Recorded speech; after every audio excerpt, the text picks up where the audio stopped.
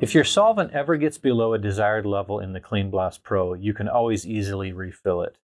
This can be done by both manual and automatic methods. The manual method is used for the small bottles of 3M Novec 72DA.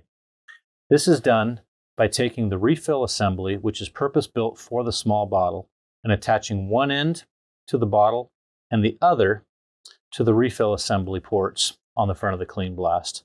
I'll go ahead and turn this to start relieving pressure, and while that's going on, I'll attach the other end to the bottle.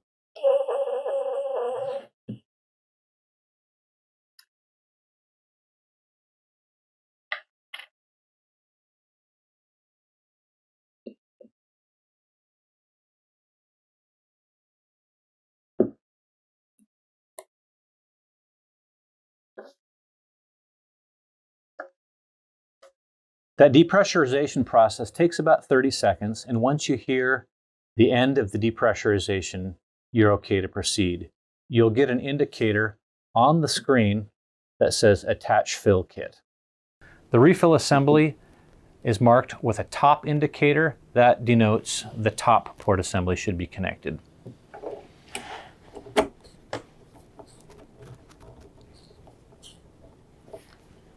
Make sure that it's fully attached on both sides, and then simply hold the bottle up above and let the manual refill process proceed.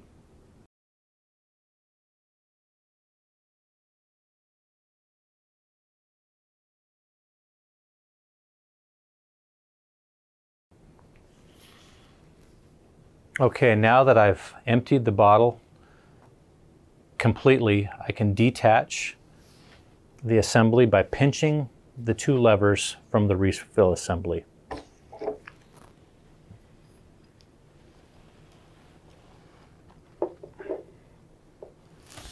And the final step is I close the refill port cover.